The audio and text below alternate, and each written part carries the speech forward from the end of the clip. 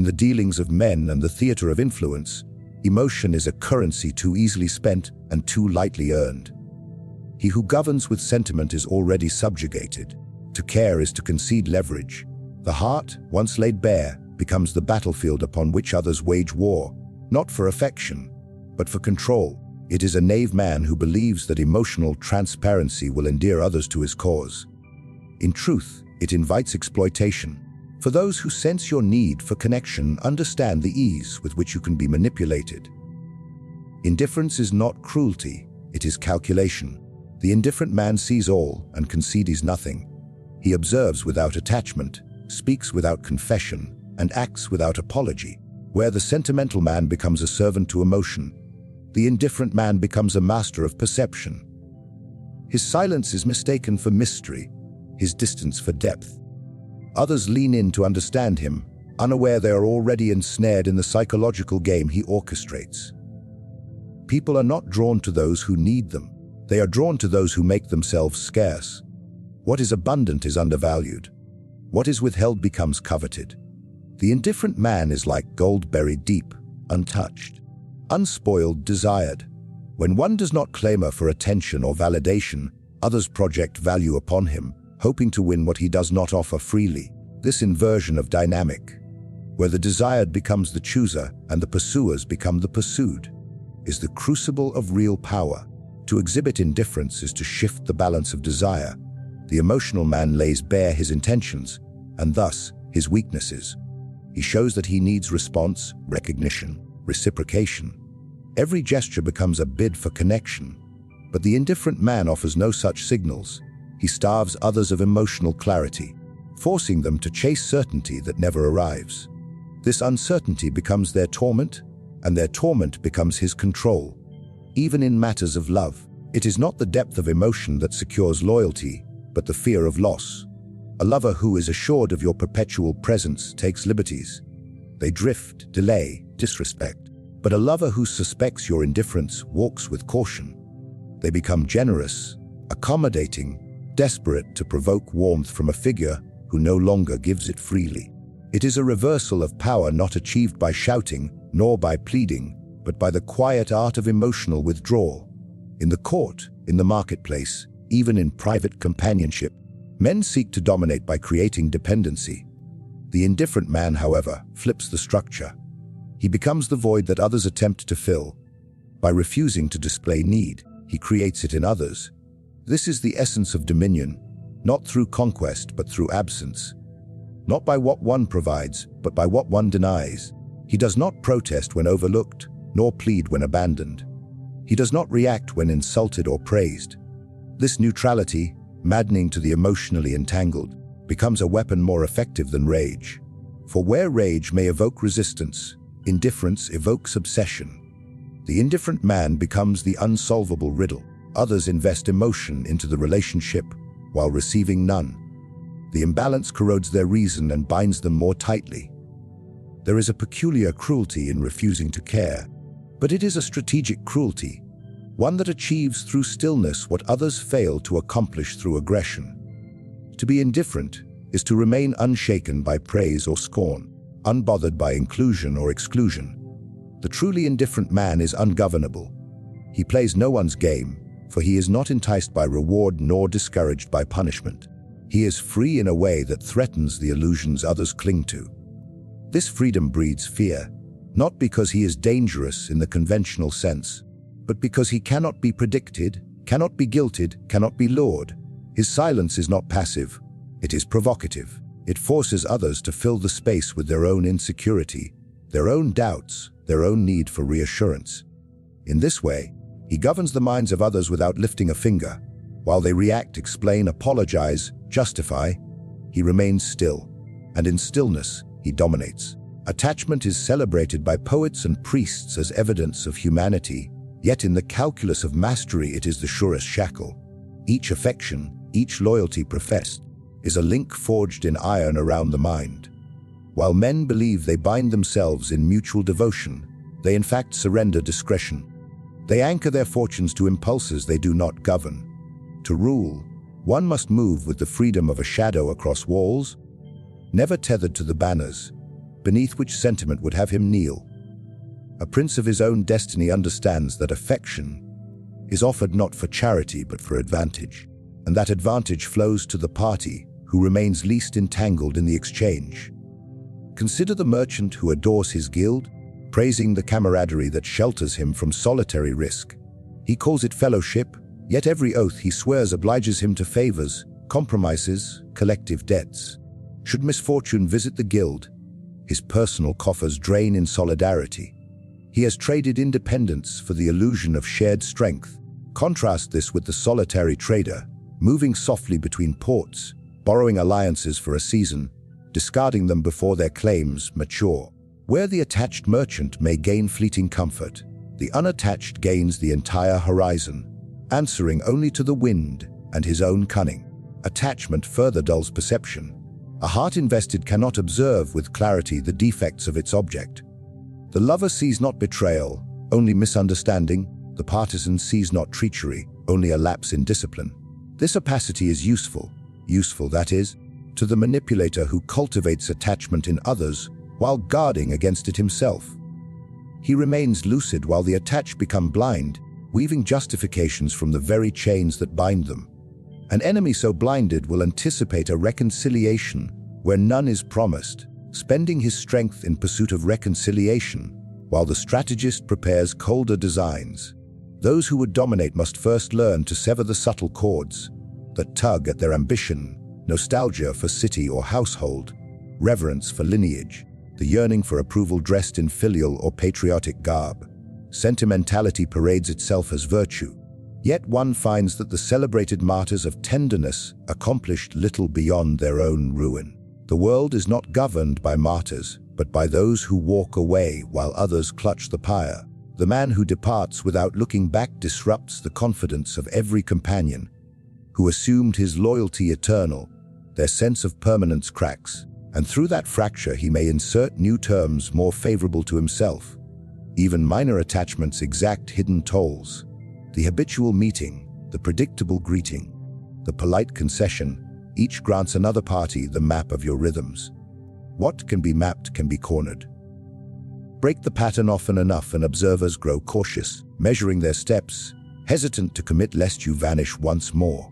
In this hesitation lies leverage. Negotiations drift toward your preference when the opposing side fears you may abandon the table altogether. Renegades, not dependents, set the tempo. Cutting the chain, however, is not an act of loud rebellion, but of studied subtraction. One does not declare independence. One simply declines the next invitation, delays the next reply, allows the silence to expand until presence becomes optional and soon extraordinary. The process must appear organic, as though circumstance rather than strategy carved the distance. People forgive fate, they resent betrayal. Let them believe that schedules conflicted, priorities shifted, life meandered. They will explain your absence to themselves in terms that preserve their dignity, all while you operate outside their circumference. Yet beware the counterfeit freedom of the hermit who withdraws with bitterness. Resentment is but attachment in negative. It betrays ongoing preoccupation with the very object renounced. True detachment is impassive, neither hungering for reconciliation nor thirsting for vengeance. It weighs associations like coins, useful until spent, replaceable once value declines. To internalize this outlook is to carry a portable sovereignty, impervious to exile or public disgrace, for a man unmoored from approval cannot be threatened with its withdrawal. In the realm of power, few spectacles unsettle observers more than the willing severance of bonds they assumed unbreakable.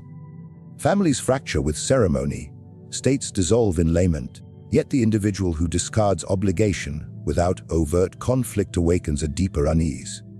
If such a man can relinquish what others deem sacred, what else might he relinquish? Perhaps even their lives, should they impede his purpose. Thus detachment radiates an aura of potential ruthlessness, a deterrent stronger than guarded gates.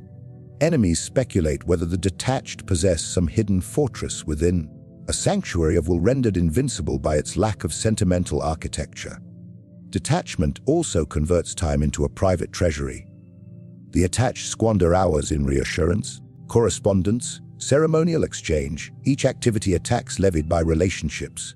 The unattached redeploys the same hours towards study of adversaries, consolidation of resources, or silent observation. Time saved from ritual compounds into foresight. By the moment others realize his advantage, the margins have widened beyond recovery. As compound interest widens a fortune long before conspicuous wealth announces itself. Neither should one overlook the terror that seizes followers when their leader demonstrates capacity for detachment. Soldiers who thought camaraderie eternal reconsider insubordination when they see deserters abandoned without a word.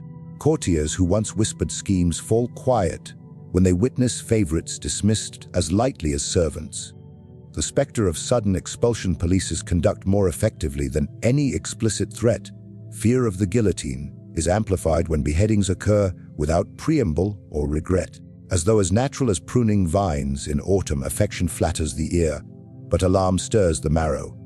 Love sings lullabies that pacify judgment.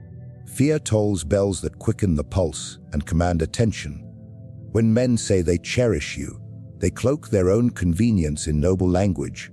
When they dread your withdrawal, they reveal their dependence nakedly.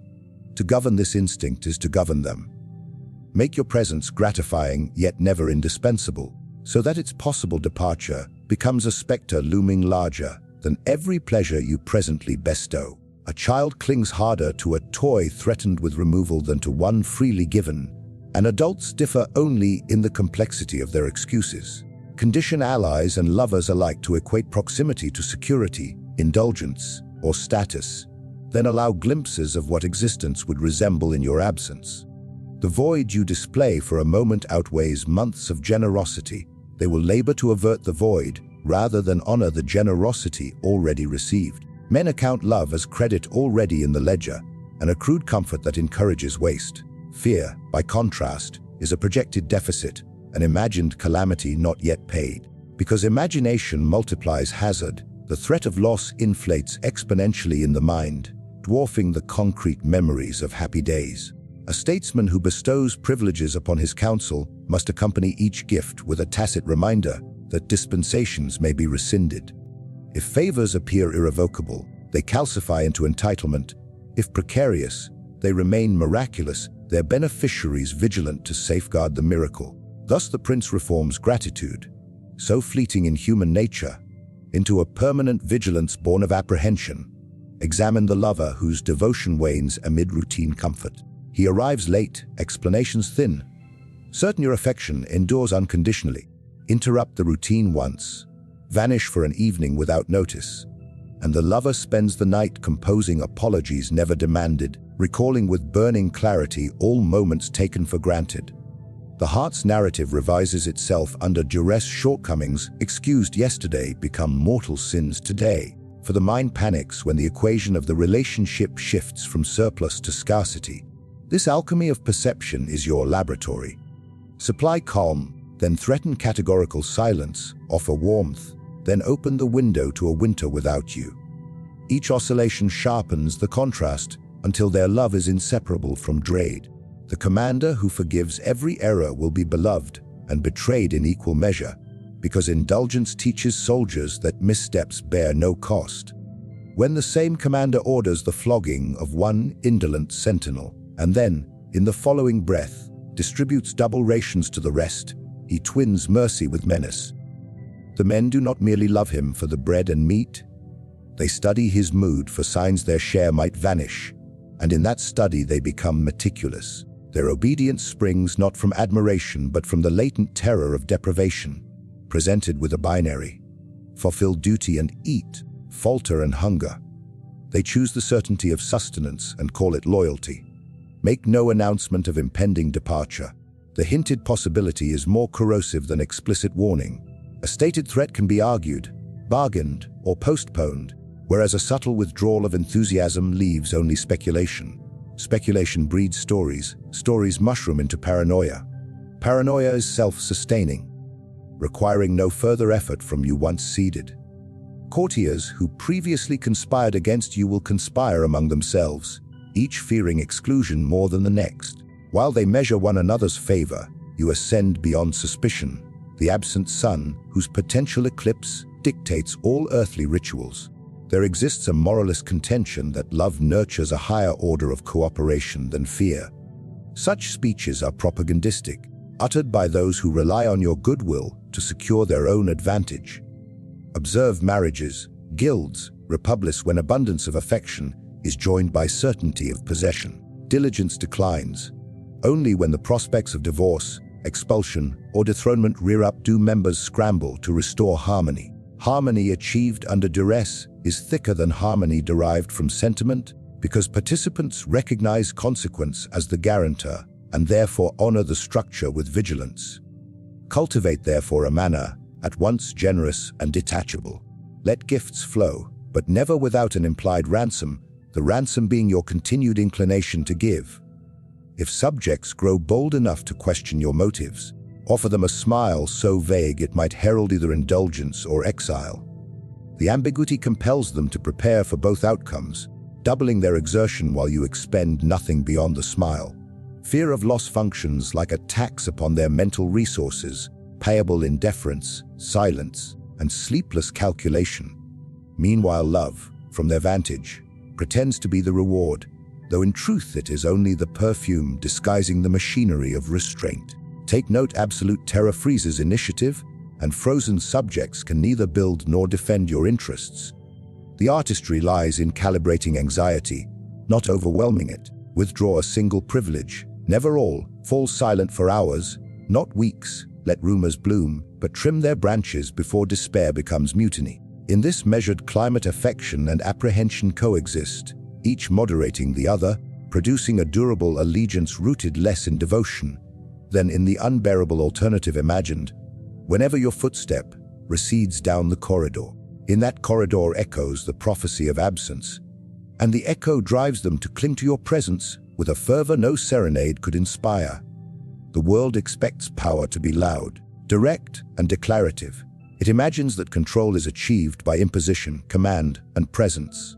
But the subtler, more devastating truth is that control reaches its highest form not when one dominates a space, but when one vacates it. It is not by asserting yourself that you conquer others. It is by removing yourself at the precise moment when your absence becomes unbearable. Withdrawal, deliberate and unannounced, is not retreat, it is revelation. It exposes the true dependencies of those who believed themselves independent. It tears the veil from their pride and forces them to confront their helplessness in your silence.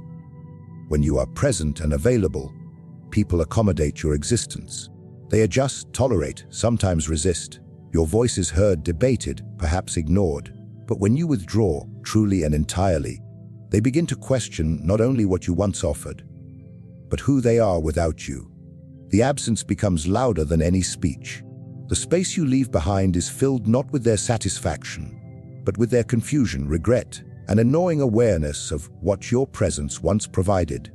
Order, direction, security, affirmation. These things go unappreciated when they are constant. Only your disappearance can awaken them to the weight of your influence. To withdraw is to create a vacuum, and nature, as well as society, abhors a vacuum. The moment you step back, others scramble to fill the void. They make errors in haste. They panic, disorganize, or overcompensate. If you have crafted your presence with enough skill, they will attempt to mimic your function and fail, exposing their inferiority without your needing to utter a word. Their failure then becomes the clearest endorsement of your superiority. Had you stayed, they might have questioned your value. But the crater you leave behind testifies on your behalf. When conflict arises, the instinct of the weak is to over-explain, to confront, to win through words and insistence. The refined ruler does not contest what can be clarified through silence. When slandered, he does not respond. When provoked, he does not react. He lets the noise rise and burn itself out, leaving behind only the silence where his name once stood, untouched, intact, now more enigmatic than before. Those who sought to damage his image find their weapons, dulled by his absence. What is not present cannot be engaged, and what cannot be engaged cannot be defeated. Withdrawal is not apathy. It is control without visible strings. It is the art of knowing when your presence cheapens your worth. When you are always available, you become furniture, useful, taken for granted, lifeless. When you appear rarely and withdraw deliberately, you become legend. The memory of your last appearance grows in weight. It becomes a reference point, endlessly interpreted, exaggerated even in your disfavor, but always central. Your presence becomes mythologized precisely because it is no longer ordinary. You train others to chase the echo of your attention without needing to give them more of it. Consider the sovereign who ceases to attend court. Whispers arise. The ministers panic. Intrigues bloom in the corridors. Every decision made in the sovereign's absence carries a trace of doubt. What would he have done? What does he intend now? The absence forces the court to behave as though under his gaze, even while that gaze is nowhere to be found. He becomes more omnipresent through his disappearance than he ever was in person. It is the invisible hand that truly governs, for it moves without resistance and shapes conduct through suspicion and anticipation. Withdrawal also exposes loyalty. While you are present, flatterers surround you. They echo your thoughts, praise your choices, anticipate your moods. But remove yourself, and you will see which of them still move in your direction, who still invokes your name with reverence, and who forgets you the moment your shadow fades. Your absence is the crucible in which allegiance is tested, and the fickle are revealed. What is dependent upon your presence to remain loyal was never loyalty. It was convenience masked in courtesy. In romantic entanglements, too, withdrawal is the clearest lever of control. Arguments resolved by logic or pleading are unstable, subject to revision. But when you exit the conversation, when you leave the house without explanation, when you let days pass in silence, you assert your value not through persuasion, but through absence. The other party must now wrestle not only with their anger, but with their solitude. They do not fight you, they fight the emptiness you left behind. And in that struggle, they revisit your worth not as a partner, but as a pillar they thought replaceable until it was gone. To master the art of withdrawal, one must first detach from the need to be understood. You must abandon the urge to correct misinterpretation, to justify yourself, to defend your absence. The ones who truly matter will recalibrate to your silence. Those who don't were never yours to begin with. Your withdrawal filters the crowd, separating the dependent from the worthy. It is not a gesture of surrender. It is the luxury of one who no longer needs to fight to be seen. Control asserted by withdrawal is not won through confrontation, but through the mind of the other. They carry your absence as a question, a wound, a caution. Your name becomes a boundary, your return a hope. Your silence a lesson that rings louder than any command. Identity is rarely forged in solitude. Most people assemble their sense of self from the reflections offered by others, the nod of affirmation, the admiring glance, the predictable opposition that defines them. By contrast, they move from room to room, searching for surfaces upon which their outline appears, polishing each to ensure they remain recognizable in its gleam. What they fail to grasp is that the mirror is never neutral. Whoever owns the glass controls the image. By stepping away, by denying them the reflective surface of your attention, you fracture their conception of themselves. They must either stare into the shards of a broken likeness or rush to another's gaze for reassurance, exposing the fragility of the ego they believed unassailable. A ruler who wishes to test the mettle of his court need not issue decrees. He need only remove his listening ear. Courtiers accustomed to gauging their worth by the sovereign's smile find themselves adrift the moment that smile is withdrawn. Some will overcompensate with louder flattery. Others will fabricate conspiracies to explain the silence, and a few will defect to whatever rising star promises a clearer reflection. In each reaction lies a confession. Their panic is a referendum on their dependence.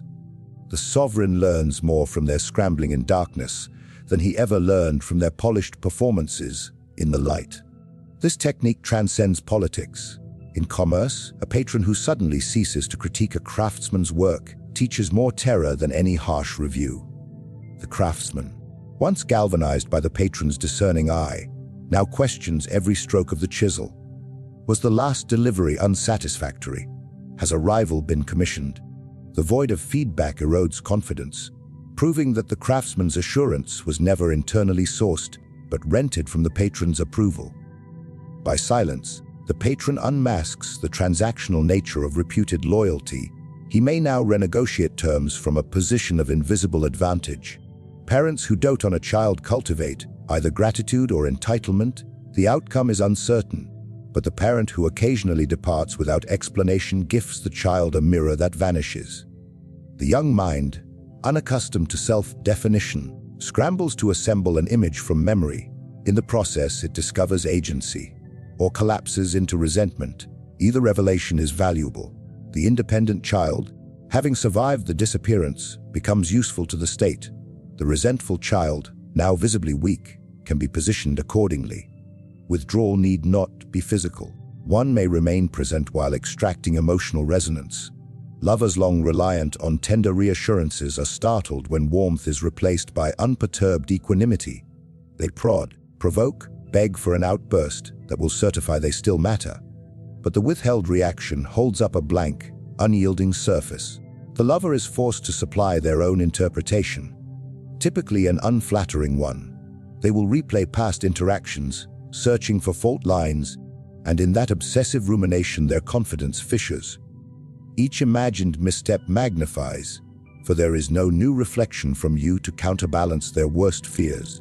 The strategist who understands the shattering mirror also recognizes the danger of mirrors controlled by others. Never allow your own image to depend on a single reflector. Cultivate multiple forms of validation, then hold them at a distance. If one betrays you, the loss is inconsequential. If several turn cloudy at once, you need only step aside, forcing them to confront the dimness of their own glass, rather than the supposed flaws of your visage. This is how reputational resilience is engineered, not by defending every critique, but by owning the mechanism that withholds or bestows clarity.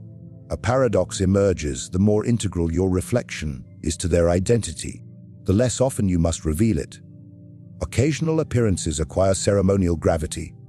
Each word spoken by the hermit philosopher, each decree issued by the reclusive monarch, is passed like scripture precisely because it is rare. The audience projects its personal hopes onto the silence between pronouncements. When you finally speak, your utterance mirrors not your own intent, but their accumulated yearning. They hear themselves and call it revelation, never realizing you have merely handed them a blank tablet onto which their desperation has been etched. Yet wielding this power requires immunity to the very need you exploit. You must cultivate an internal mirror, polished by disciplined solitude, so that external withdrawal does not plunge you into the same disorientation that afflicts your subjects. This inner surface must be burnished by self-scrutiny so relentless that no flattery, no criticism, no sudden eclipse of public interest can subtly rewrite your self-concept. Only then can you step away without diminishing yourself, turning the act of absence into a fulcrum that tips every surrounding psyche into imbalance. Observe also how institutions react when their founder departs. A company idolizes its visionary until he announces a sabbatical, share prices dip. Managers improvise doctrines from half-remembered anecdotes, rivals scent opportunity. The visionary returns to a landscape warped by his absence, proving that the organization's confidence was pinned not to shared principles, but to the founder's living portrait. Each crisis of identity cements his indispensability, permitting him to dictate new terms: equity, obedience, secrecy, under the guise of restoring the shattered reflection. The cycle can be repeated indefinitely, so long as each withdrawal is timed to coincide with the moment complacency begins to dull reverence.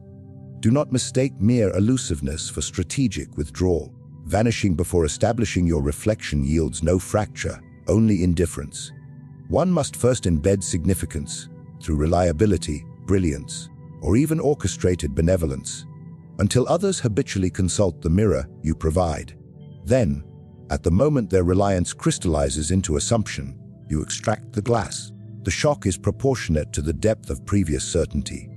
A superficial dependence yields only discomfort. A profound one produces existential dread, compelling the deprived to reconstruct you in mythic proportions. Myths, unlike men, do not tire age or apologize. They command from eternity's distance. issuing silent decrees no living sovereign could match. Power is not seized solely through force of arms or fervent declarations.